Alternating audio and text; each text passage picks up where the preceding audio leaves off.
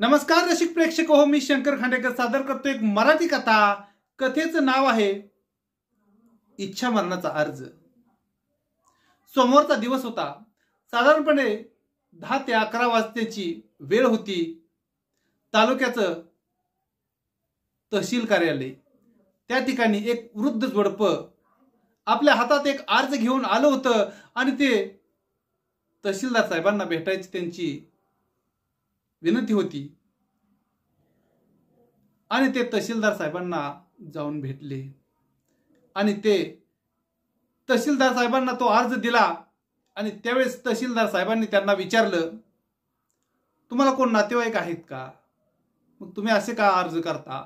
त्या अर्जात काय लिहिलं होतं की साहेब, आम्हाला आता आमचं जगणं मुश्किल झालंय, आम्हाला आता मरणाची इच्छा आहे, इच्छा मरणाचा अर्ज आम्ही करतोय आणि आम्हाला मरणाची परवानगी द्यावी.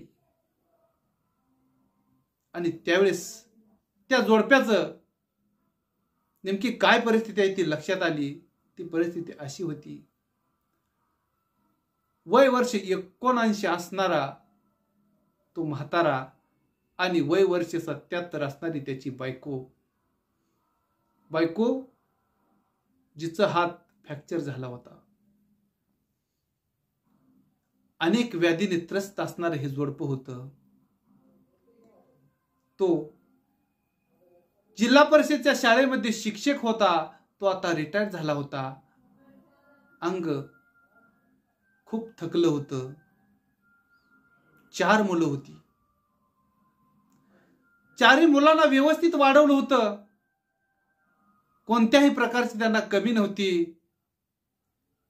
4ही मुलांची लग्न थाटामाटात घरी मास्तरनं करून दिली होती. 4ही मुलाचा संसार अगदी व्यवस्थित होता. 4ही मुलं व्यवस्थित सेट झाली होती. घरची 4-5 एकर जमीन होती. तो थोरला मुलगा पाहत होता. 2 नंबरचा मुलगा हा एसटी डेपो मध्ये कामाला होता. 3 नंबरचा मुलगा हा सोनाराचा धंदा करत होता आणि 4 नंबरचा मुलगाही सोनाराचा धंदा करत होता. मास्तरनं आपल्या आयुष्यामध्ये 2 घरं बांधली होती.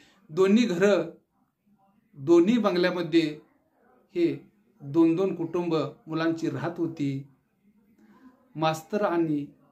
मास्तरीण वृद्ध झाल्यामुळं, त्यांना खूप आजार असल्यामुळं मुलं मात्र त्यांना आता जवळ करत नव्हती. मुलं त्यांना आपल्या घरी येऊ दे तयार नव्हती. त्यांच्या गोळ्या औषधाचा खर्च आम्ही पाहू शकत नाही म्हणत होती. म्हणूनच हे वैतागलेलं जोडपं तालुका स्टेशन मध्ये आलं होतं आणि तहसीलदार साहेबांना विचारत होतं, साहेब, आम्हाला आता जगण्याची इच्छा नाही,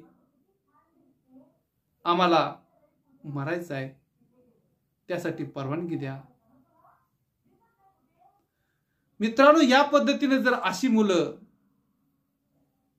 ज्या मुलांना लहानाचं मोठं केलं, व्यवस्थित वाढवलं, सगळं व्यवस्थित झालं आणि तीच मुलं जर आई बापाला सांभाळत नसतील तर याच्या एवढी मोठी शोकांतिका कुठंच नसेल.